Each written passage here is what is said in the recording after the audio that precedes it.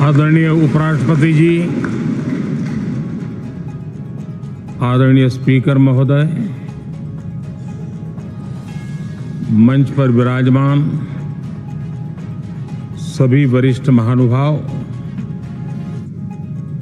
और 140 करोड़ देशवासियों के प्रतिनिधि, सभी माननीय सांसदगण,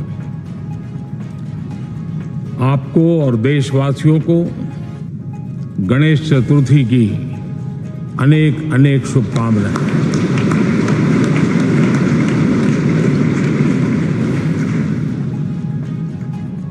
आज नए संसद भवन में हम सब मिलकर के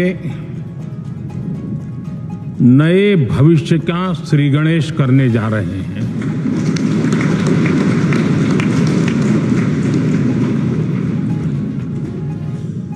आज हम यहां विकसित भारत का संकल्प दोहराना, फिर एक बार संकल्पबद्ध होना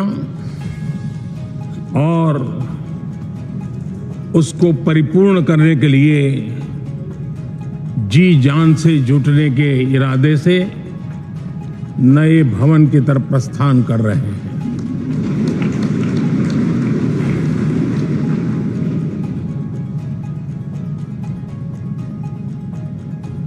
सम्माननीय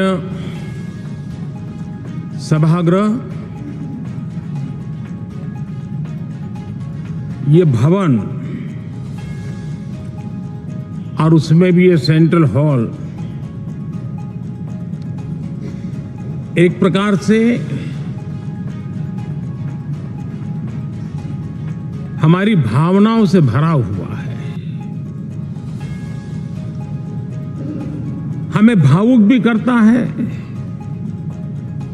और हमें हमारे कर्तव्य के लिए प्रेरित भी करता है। आजादी के पूर्व ये खंड एक प्रकार से लाइब्रेरी के रूप में इस्तेमाल होता था, लेकिन बाद में संविधान सभा की बैठकें यहां शुरू हुई और उन संविधान सभा की बैठकों के द्वारा गहन चर्चा विचारणा कर करके हमारा संविधान यहीं पर आकार लिया। यहीं पर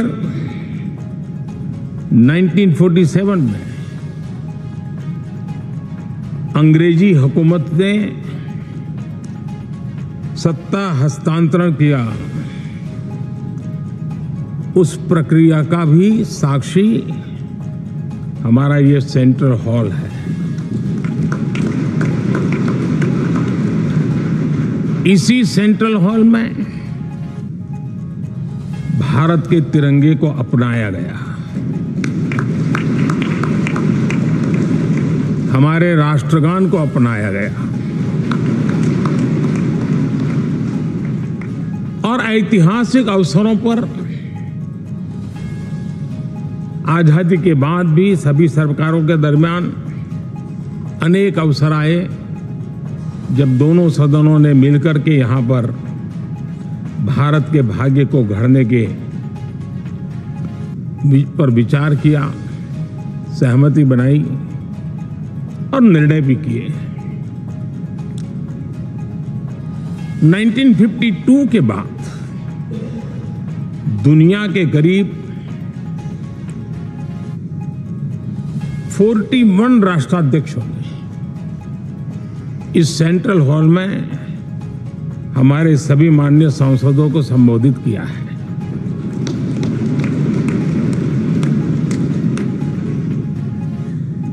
हमारे राष्ट्रपति महोदयों के द्वारा 86 बार यहां संबोधन किया गया है।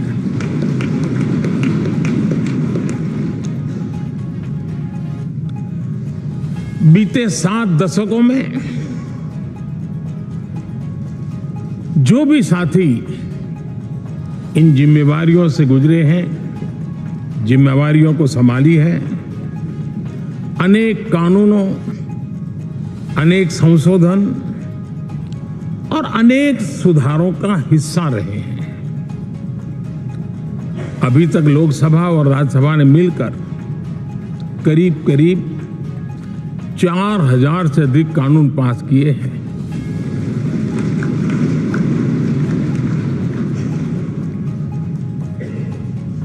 और कभी जरूरत पड़ी तो ज्वाइंट सेशन के माध्यम से भी कानून पारित करने की दिशा में रणनीति बनानी पड़ी और उसके तहत भी दहेज रोकथाम कानून हो, बैंकिंग सर्विस कमीशन बिल हो,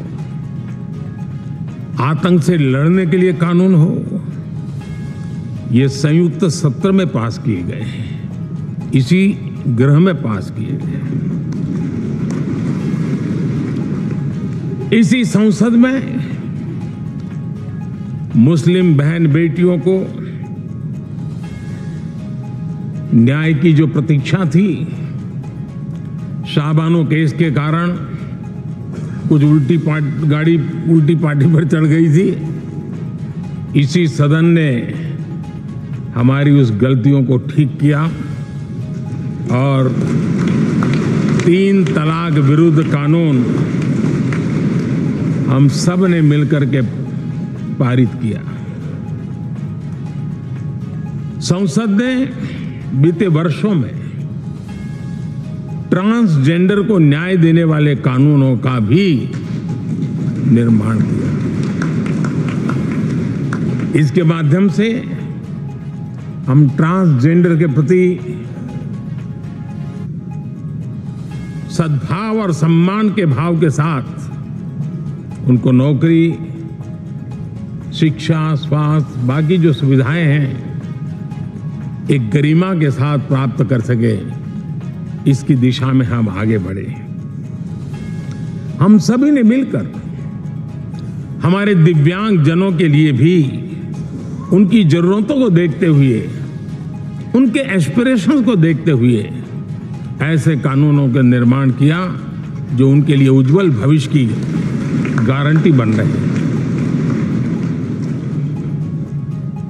आर्टिकल 370 हटाने से लेकर वो विषय ऐसा रहा जो शायद ही कोई दशक ऐसा होगा कि चर्चा न हुई हो, चिंता न हुई हो और मांग न हुई हो। आक्रोश भी व्यक्त हुआ, सभागृह में भी हुआ, सभागृह के बाहर भी हुआ। लेकिन हम सबका सौभाग्य है कि हमें सदन में आर्टिकल 370 से मुक्ति पाने का, अलगाववाद, आतंकवाद के खिलाफ लड़ाई लड़ने का एक बड़ा महत्वपूर्ण कदम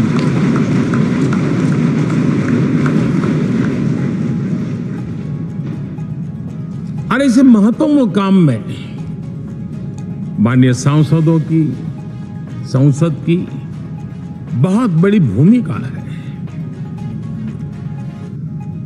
जम्मू कश्मीर में इसी सदन में निर्मित हुआ संविधान हमारे पूर्वजों ने दिया हुआ वो महामूल्य दस्तावेज जम्मू कश्मीर में लागू करते हैं तो इस मिट्टी को प्रणाम करने का मन करता है। आज जम्मू और कश्मीर शांति और विकास के रास्ते पर चलने के लिए प्रतिबद्ध हुआ है और नए उमंग, नए उत्साह, नए संकल्प के साथ जम्मू कश्मीर के लोग आगे बढ़ने का कोई मौका अब छोड़ना नहीं चाहते हैं। ये दिखाता है कि संसद के सदस्यों ने मिलकर के संसद के भवन में कितने महत्वपूर्ण काम किए हैं। माननीय सांसदगण, लाल किले से मैंने कहा था यही समय है, सही समय है।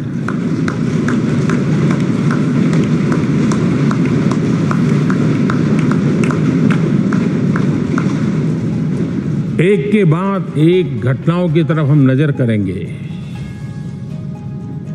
हर घटना इस बात का गवाह दे रही है कि आज भारत एक नई चेतना के साथ पुनर्जागृत हो चुका है।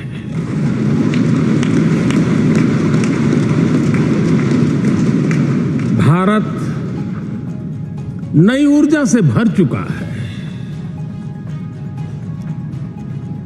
और यही चेतना, यही ऊर्जा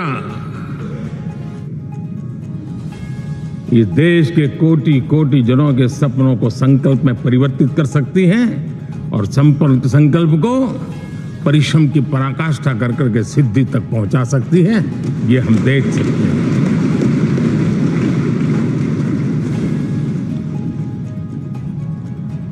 और मेरा विश्वास है,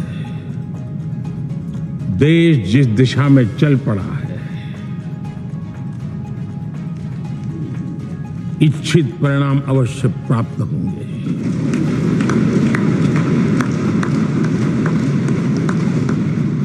हम गति जितनी तेज करेंगे, परिणाम उतने जल्दी मिलेंगे।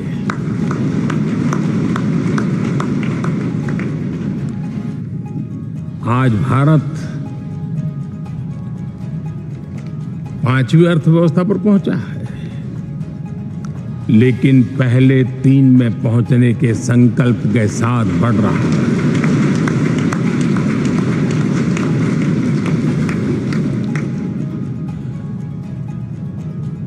और मैं जिस स्थान पर बैठा हूं, जो जानकारियां प्राप्त होती है, उसके आधार पर विश्व के गणमान्य लोगों से बातचीत करता हूं, उसके आधार पर मैं बड़े विश्वास से कह रहा हूं, हम में से कुछ लोगों की निराशा हो सकती है, लेकिन दुनिया आश्वस्त है कि भारत टॉप 3 में पहुंच के रहेगा।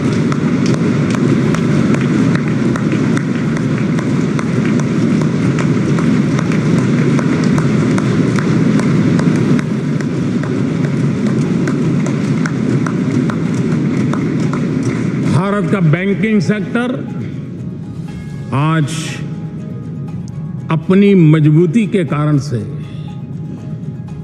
फिर एक बार दुनिया में सकारात्मक चर्चा का केंद्र बना हुआ है।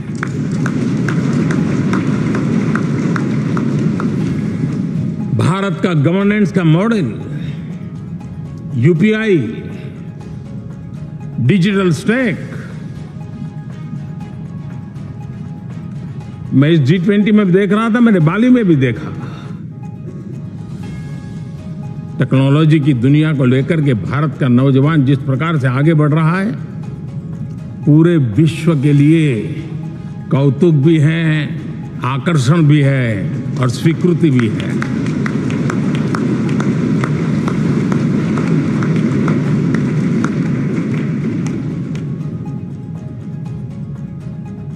हम सब उस ऐसे कालखंड में हैं, मैं कहूंगा हम लोग एक भाग्यवान लोग हैं।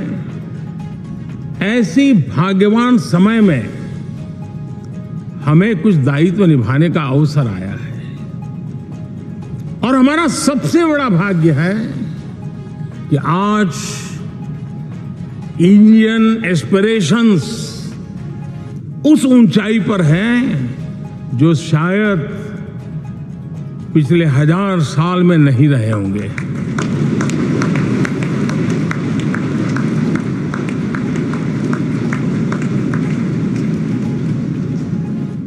गुलामी के जंजीरों ने उसके एस्पिरेशंस को दबोच के रखा था।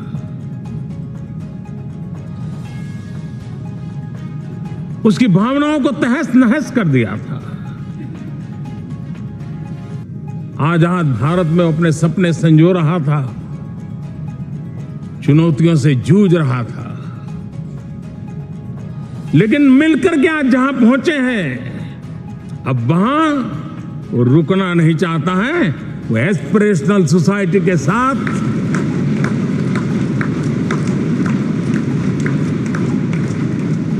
नए लक्ष्य गढ़ना चाहता है।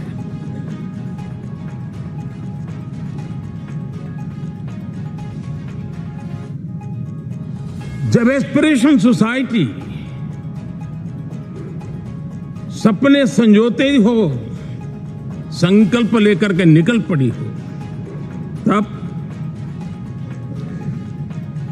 पुराने कानूनों से मुक्ति पाकर नए कानूनों का निर्माण करके उज्जवल भविष्य के लिए एक मार्ग प्रशस्त करने का दायित्व हम सभी सांसदों का सविशेष होता है। संसद में बनने वाला हर कानून, संसद में होने वाली हर चर्चा, संसद से जाने वाला हर संकेत इंडियन एस्पिरेशन को बढ़ावा देने के लिए ही होना चाहिए। ये हम सबकी भावना भी है, कर्तव्य भी है और एक एक देशवासी की हमसे अपेक्षा भी है।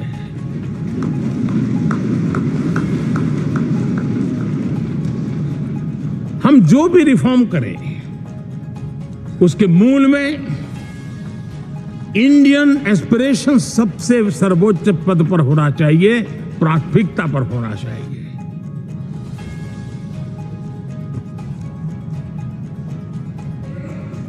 लेकिन मैं बहुत सोच समझ करके कहना चाहता हूं, क्या कभी छोटे कैनवास पर कोई बड़ा चित्र बना सकता है क्या?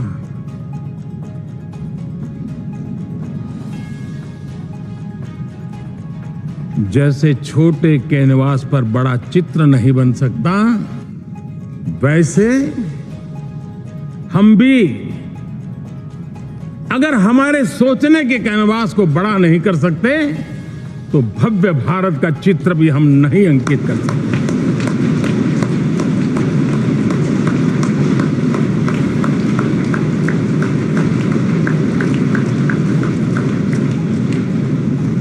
पचहत्तर साल का हमारे पास अनुभव है।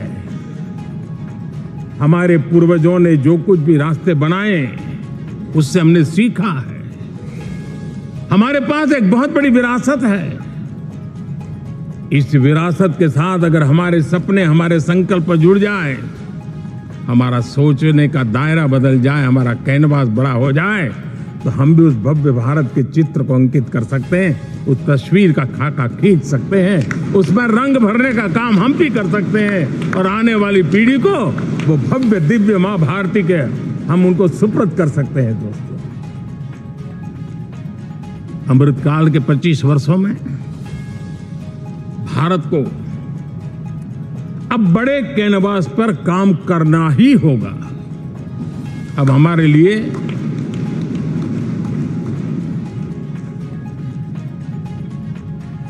छोटी छोटी चीजों में उलझना वो वक्त चला गया है। हमें आत्मनिर्भर भारत बनाने के लक्ष्य को सबसे पहले परिपूर्ण करना चाहिए और हमसे शुरुआत होती है, हर नागरिक से शुरुआत होती है। और आज दुनिया में भी एक समय ऐसा था कि लोग मुझे कहते थे, हमारे बड़े बड़े बुद्धिजीवी और अर्थशास्त्री लिखते थे कि मोदी आत्मनिर्भर की बात करता है तो मल्टीलेटरलिज्म के सामने चुनौती तो बन नहीं जाएगा, ग्लोबल इकोनॉमी के जमाने में ठीक तो नहीं होगा। लेकिन 5 साल के भीतर भीतर देखा, दुनिया भारत के आत्मनिर्भर मॉडल की चर्चा करने लग गई।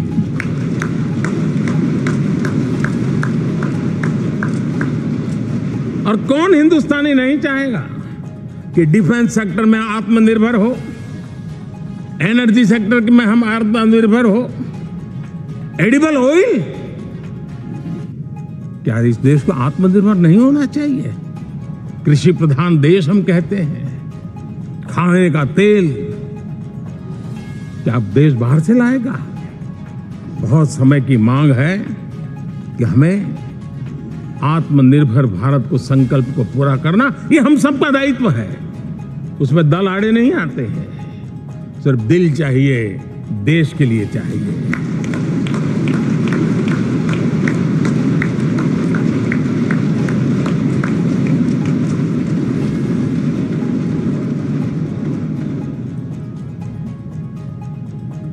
हमें अब मैन्युफैक्चरिंग सेक्टर में दुनिया में सर्वश्रेष्ठ बनने की दिशा में ही कदम रखने होंगे। और मैंने एक बार लाल किले से कहा था, जीरो डिफेक्ट जीरो इफेक्ट। हमारे प्रोडक्ट में कोई डिफेक्ट ना हो, हमारी प्रक्रिया में पर्यावरण पर कोई इफेक्ट ना हो, ऐसा जीरो डिफेक्ट जीरो इफेक्ट वाला हमें दुनिया के सामने मैन्युफैक्चरिंग क्षेत्र में जाना हो। हमारे डिजाइनर, हमारे यहां निर्माण हो रही डिजाइन्स, हमारे सॉफ्टवेयर, हमारे एग्रीकल्चर प्रोडक्ट्स, हमारे हस्तशिल्प, हर क्षेत्र में अब हमें वैश्विक मापदंडों को पार करने के इरादे से ही चलना चाहिए, तब जाकर के विश्व के अंदर हम अपना झंडा फहरा सकते हैं। मेरे गांव में मेरा सबसे अच्छा माल हो, इतनी बात नहीं चलेगी। मेरे राज्य में मेरा सबसे अच्छा प्रोडक्ट नहीं चलेगा, मेरे देश में मेरा सबसे अच्छा प्रोडक्ट नहीं चलेगा, दुनिया में मेरा प्रोडक्ट सबसे अच्छा होगा। ये भाव हमें पैदा करना।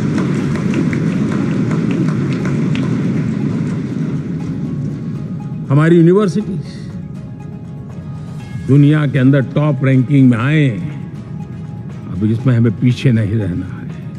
हमारे शिक्षा जगत को नई नेशनल एजुकेशन पॉलिसी मिली है, एक खुलापन है, सर्व स्वीकृत बनी है।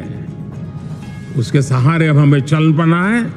और दुनिया के टॉप मोस्ट यूनिवर्सिटीज में अभी जब G20 में विश्व के मेहमान आए तो मैंने नालंदा की एक तस्वीर रखी थी वहां। और जब मैं दुनिया को लड़कों को कहता था 1500 साल पहले मेरे देश में दुनिया की उत्तम से उत्तम यूनिवर्सिटी हुआ करती थी, तो उन सुनते ही रह जाते थे। लेकिन हमें उसे प्रेरणा लेनी है, पर प्राप्त तो अभी करके रहना है। ये हमारा संकल्प है। आज हमारे देश का नौजवान खेल जगत के अंदर दुनिया में हमारी पहचान बना रहा है। टियर 2, टियर 3 सिटी से, गांव, गरीब परिवारों से, गांव से देश के नौजवान, देश की बेटे बेटियां आज खेलकूद के जगत जीवन में हमारा नाम रोशन कर रही है। लेकिन देश चाहता है और देश का संकल्प होना चाहिए कि अब खेलकूद के हर पोडियम पे हमारा तिरंगा भी लहराता होगा।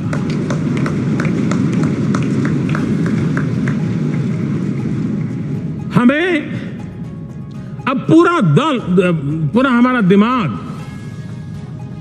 क्वालिटी पर फोकस करना ही होगा, ताकि हम विश्व की आशा अपेक्षाओं के अनुकूल और भारत के सामान्य मानव के जीवन में भी क्वालिटी ऑफ लाइफ के प्रति जो एस्पिरेशन बढ़ा है उसको हम एड्रेस कर पाए।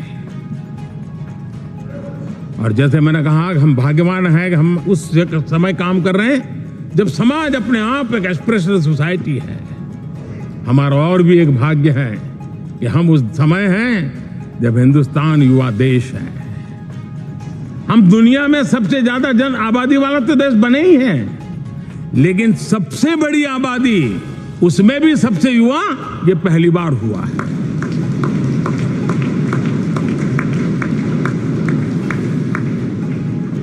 जिस देश के पास ये युवा शक्ति हो, युवा सामर्थ्य हो, तब हमें उसकी टैलेंट पे भरोसा है, हमें उसकी संकल्प शक्ति पे भरोसा है, उसकी साहस में हमें भरोसा है।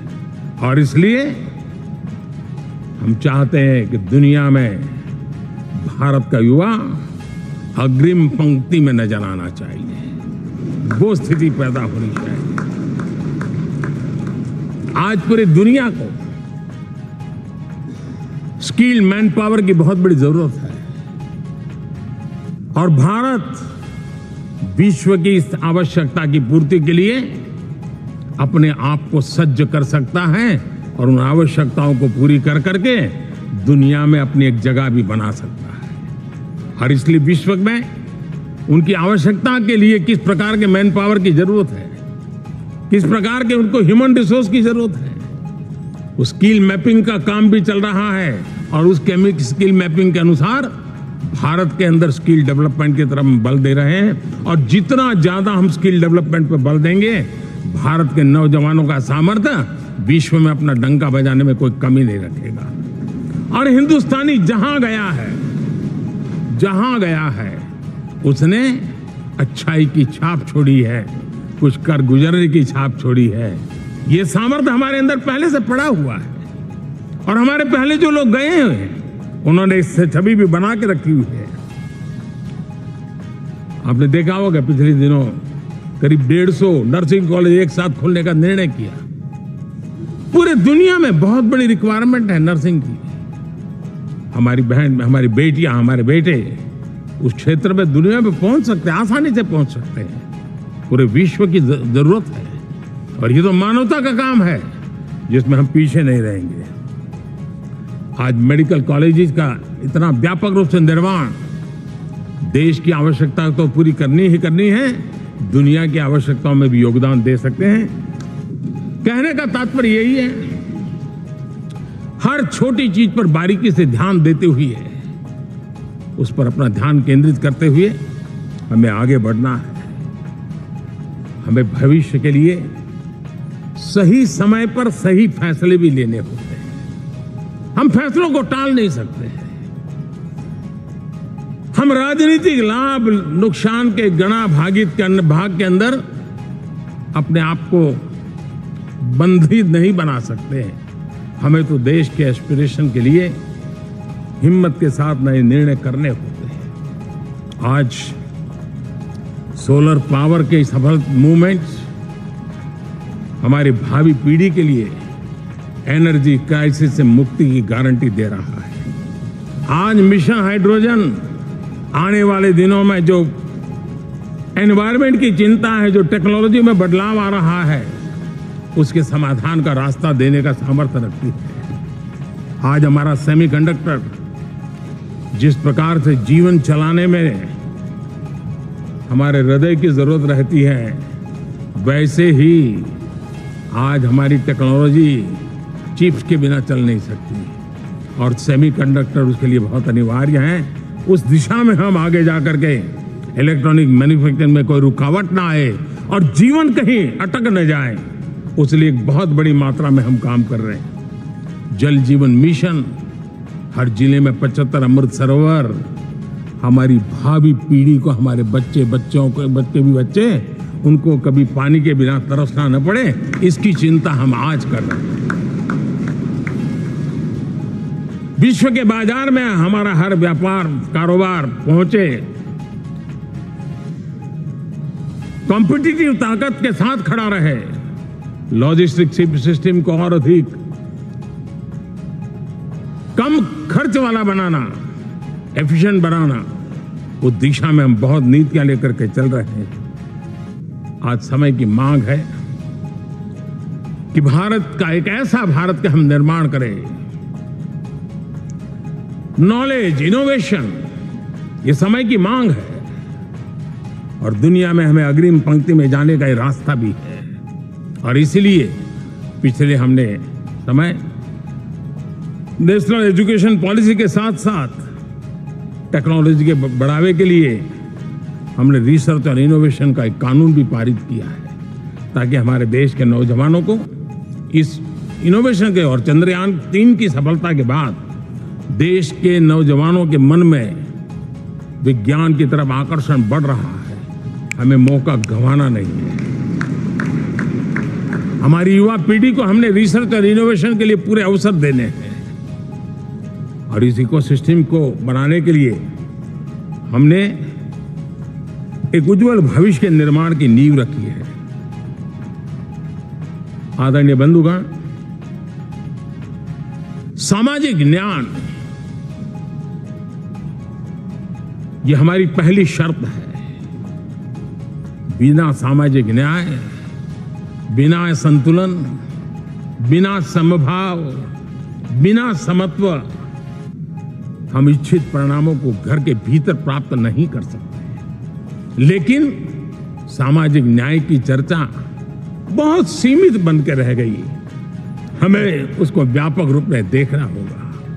हम किसी गरीब को कोई सुविधा दें, किसी समाज में दबे कुचले व्यक्ति को कोई सुविधा दें, वो तो सामाजिक न्याय की एक प्रक्रिया है। लेकिन उसके घर तक पक्की सड़क बन जाए ना, वो भी सामाजिक न्याय के लिए उसको मजबूती देती है। उसके घर के नजदीक में बच्चों के लिए अगर स्कूल खुल जाए तो वो भी उसको सामाजिक न्याय की मजबूती देती है। उसको बिना खर्च अगर आरोग्य में समय की जरूरत पड़े वो मिले, तब जाकर के सामाजिक न्याय की मजबूती मिलती है। और इसलिए जिस प्रकार से समाज व्यवस्था में सामाजिक न्याय जरूरत है, वैसा ही राष्ट्र व्यवस्था में सामाजिक न्याय की आवश्यकता है। अब देश का कोई हिस्सा पीछे रह जाए, अविकसित रह जाए, ये भी सामाजिक न्याय के खिलाफ है।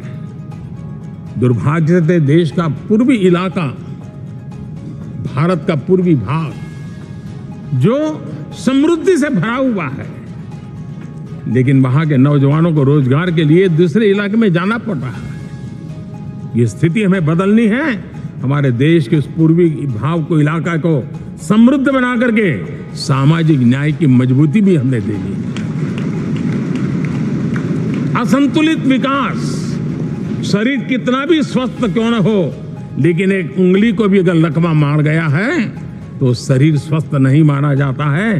भारत कितना ही समृद्ध हो, लेकिन कोई अंग उसका दुर्बल रह जाए तो भारत समृद्धि में पीछे है, मानना पड़ेगा। और इसलिए हम सर्वांगीण विकास के पक्ष में, सामाजिक न्याय की उस ऊंचाई को प्राप्त करने के पक्ष में, दिशा में हमें आगे बढ़ना है। चाहे पूर्वी भारत हो, चाहे नॉर्थ ईस्ट हो, हमें उन चीजों को प्राप्त करना। और उसीलिए जो रणनीति कितनी सफल हुई है, 100 एस्पिरेशनल डिस्ट्रिक्ट पर विशेष काम किया, नौजवान अफसरों को लगाया गया, एक स्ट्रेटेजी बनाई गई। आज दुनिया उस मॉडल की चर्चा कर रही है।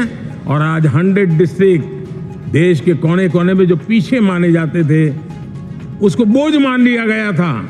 आज स्थिति ये बनी है कि वो 100 डिस्ट्रिक्ट अपने अपने राज्य में लीड कर रहे हैं, राज्य की एवरेज से भी ऊपर जा रहे हैं। और इस सफलता को देख करके, सामाजिक न्याय की इस भावना को मजबूत करते हुए 100 डिस्ट्रिक्ट में से आगे बढ़ करके अब जमीनी स्तर पर ले जाने के लिए 500 ब्लॉक तक उनको एस्पिरेशनल डिस्ट्रिक्ट ब्लॉक के नाते आइडेंटिफाई करके उसको मजबूती करने देने का काम चल रहा है। और मुझे विश्वास है ये एस्पिरेशनल ब्लॉक्स है, वो एक विकास का नया मॉडल बनने वाले हैं। वो एक प्रकार से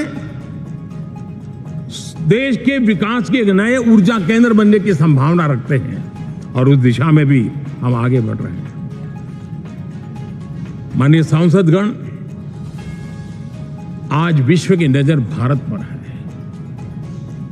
शीत युद्ध के समय हमारी पहचान गुटनिरपेक्ष देश के रूप में रही। उस समय की जो जरूरत थी, उसके जो लाभ होने थे, उस समय से हम गुजरे हैं। लेकिन अब भारत का स्थान कुछ और बना है। और इसलिए उस समय गुटनिरपेक्ष की अवस्था आवश्यक होगी। आज हम उस नीति को लेकर के चल रहे हैं, जिस नीति को अगर हमें पहचानना है तो विश्व मित्र के रूप में हम आगे बढ़ रहे हैं। हम दुनिया से मित्रता कर रहे हैं, दुनिया हमारे में मित्र खोज रही है। ये शायद विश्व में एक भारत ने, और दूरी नहीं, हो सके उतनी निकटता, उस रास्ते पर चल करके भी हम अपने विश्व मित्र के रूप में भाव आज सफलतापूर्वक आगे बढ़ा रहे हैं। और मुझे लगता है कि इसका लाभ आज भारत को हो रहा है। भारत आज दुनिया के लिए एक स्टेबल सप्लाई चेन के रूप में उभर रहा है। और आज विश्व की ये जरूरत है। और उस आवश्यकता की पूर्ति करने का काम G20 में भारत ग्लोबल साउथ के आवाज बनकर के उभरा है। ये बीज G20 समिट में जो बीज बोया गया है, मेरे देशवासी आने वाले समय देखेंगे कि वो ऐसा वटवृक्ष बनने वाला है, ऐसा वटवृक्ष बनने वाला है, विश्वास का ऐसा वटवृक्ष बनने वाला है जिसकी साया में आने वाली पीढ़ियां सदियों तक एक गर्व के साथ अपना सीना तान करके खड़ी रहेगी। ये मुझे विश्वास है।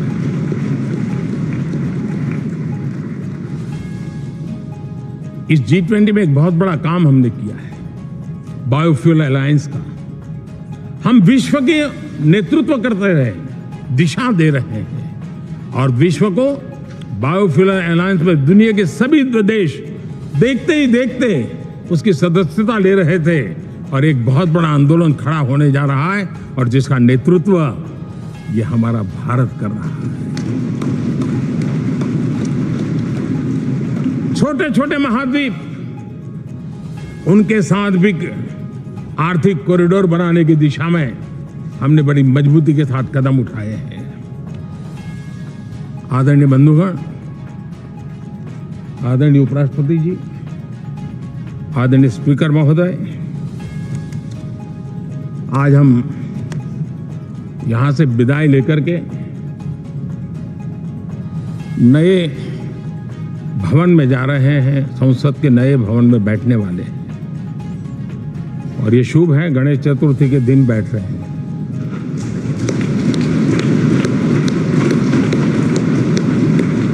लेकिन मैं आप दोनों महानुभावों को एक प्रार्थना कर रहा हूं, एक विचार आपके सामने रख रहा हूं। मैं आशा करता हूं कि आप दोनों मिलकर के उस विचार पर जहां भी जरूरत पड़े मंथन करके कुछ निर्णय अवश्य कीजिए। और मेरी प्रार्थना है, मेरा सुझाव है कि अब हम जब नए सदन में जा रहे हैं तब इसकी गरिमा कभी भी कम नहीं होनी चाहिए।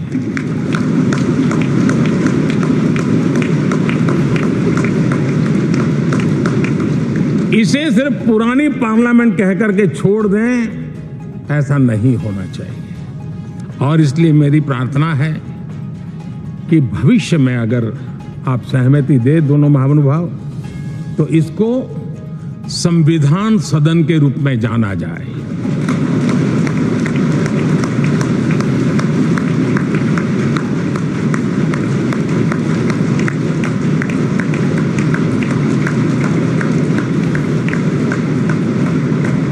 ताकि ये हमेशा हमारे रक्षा के लिए हमारी जीवन प्रेरणा बनी रहेगी। और जब संविधान सदन कहेंगे तब उन महापुरुषों का याद भी उसके साथ जुड़ जाएगी जो कभी संविधान सभा में यहाँ बैठा करते थे, गणमान्य महापुरुष बैठा करते थे। और इसलिए भावी पीढ़ी को ये तोहफा भी देने का अवसर हमें जाने नहीं देना चाहिए। मैं फिर एक बार इस पवित्र भूमि को प्रणाम करता हूँ। यहाँ पर जो तपस्या हुई है, जन कल्याण के लिए संकल्प हुए हैं, इसको परिपूर्ण करने के लिए 7 दशक से भी अधिक समय से जो पुरुषार्थ हुआ है, उन सबको प्रणाम करते हुए मैं मेरी वाणी को विराम देता हूं और नए सदन के लिए आप सबको शुभकामनाएं देता हूं। बहुत बहुत धन्यवाद।